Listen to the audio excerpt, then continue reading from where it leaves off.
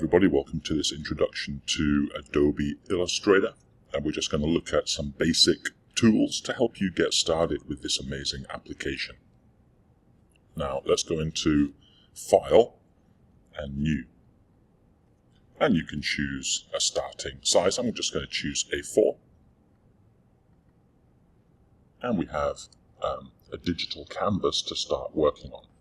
Now hopefully you can see your toolbar. Okay, here it is. If you can't see it, go to Windows and Toolbars and you should be able to open it. Let's look at Advanced, just see what that's all about. Whoa, so there's a new toolbar with lots and lots of other things to play with. Okay, but I'm just going to go back to Window, Toolbars. I'm going to do Basic today. Okay, so you can see some of the tools have a little white triangle in the corner. So if you click and drag, you get some extra options to play with. Okay, so for example, let's go to this shape tool, click and drag, and you can see some different shapes. I'm just going to go with a rectangle, and I'm going to draw a rectangle on the canvas. Okay. Now to select the rectangle, just go back to the black arrow and you can select different things. You can select whatever shape and move it around. Here we've got some colors. We've got the fill color. Let's make it black. Okay. And you've got the stroke color. Do you see that one? If you click on it, this is the stroke. So let's give it a yellow stroke and just see what happens. Okay, so there's the stroke. I can't really see much there. Let's deselect it. Oh, there it is. Do you see that yellow stroke? I'm going to select it again, and I'm going to go back to Window, and I'm going to find Properties. Let's open the Properties window. Aha! Here's the Properties window. Now here's the stroke. We can mess around with the width of the stroke. Okay. So now we've got a fill color, which is black, a stroke color, which is yellow, and we can also mess around with properties of our shape. I'm going to go back to this stroke color, and I'm going to turn it off. Do you see that little icon with the red diagonal line? It means none. No stroke.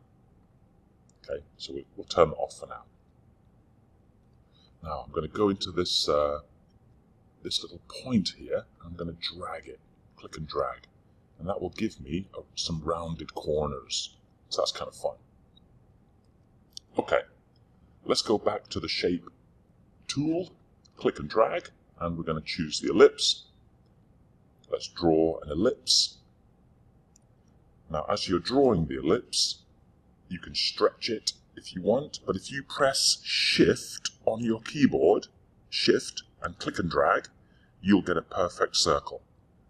Right, that's what I want. I'm looking for the perfect circle. So press Shift and make your circle. Then we're going to go back to the black arrow, and I'm going to move this into position. And I don't want it to be black. Let's go back to the fill color. I want it to be a different color. I'm going to choose like a gray color, something like that. Let's do OK. All right. Okay. Now I want another one of those. So I'm going to do Command, select it first of all, black arrow, select, and then Command C, Command V. Copy and paste. Okay. Now using Shift again, I'm going to make it a bit smaller, and I'm going to move it into position. And I'm going to go back to my fill and just make it a bit darker. Okay, and I'm going to do one more. Select that. Command C. Hey, check this out. This is fun. Select it. Do Command C, Command F. F for fox. Right? Now let's do a shift. Yep. We pasted a circle in front of the other circle. Okay, that's what Command F does. Okay, I'm going to make this one white. Okay. Now I'm going to Command C, Command V, Shift, and I'm just going to make that a bit smaller. I'm going to put that up here. I'm going to go back to my fill color. I'm going to make this one yellow. Command C, Command F. Command C, Command F. Okay, brilliant. Okay, I'm going to go back to my shape, get another rectangle. Let's draw a rectangle up here. Something like that. Let's go to the fill color. I'm going to make it black.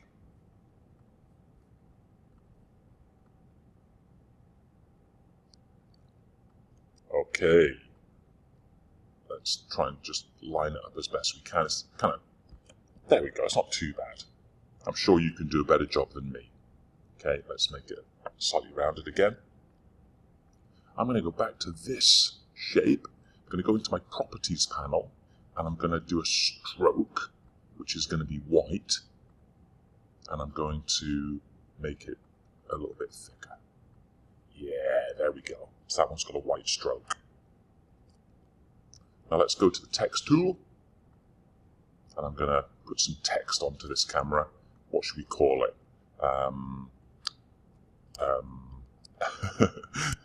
Fandango. Fandango. This is the Fandango camera. Okay. And again, I can change the color of the text. And in the properties panel, let's just move it onto the camera. On the properties panel, I can change the font. So you can mess around with different fonts. Change the size. Okay. I'm going to do two more things before I finish today's video. I'm just going to go back into the shape menu. I'm going to choose a polygon. And I'm just going to draw out a polygon. Okay. Now let's give it some fill color. I'm going to go for yellow again. Let's go to Effect, Stylize. No, it's not Stylize. Where is it? There's something that I'm looking for. Distort and Transform. Pucker and Bloat. And let's mess around with, make sure you've got preview set. Brilliant.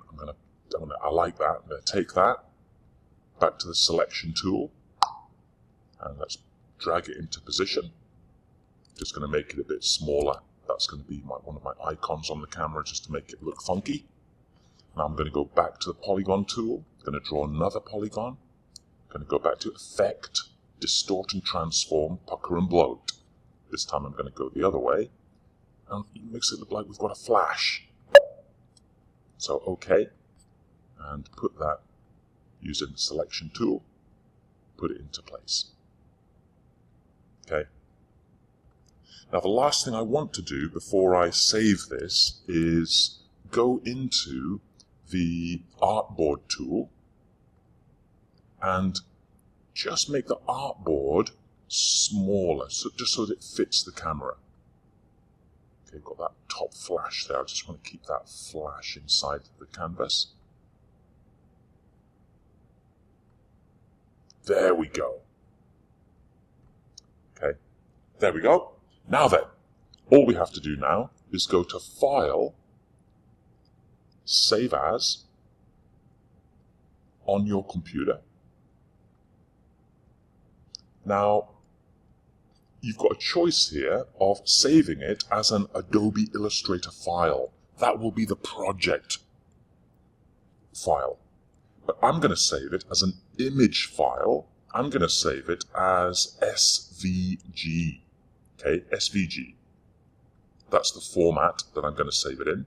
I'm going to call it, what shall I call it? Untitled 2? No. Let's call it Fandango. Fandango. And make sure you're saving it in your project folder. And there's an introduction to Adobe Illustrator.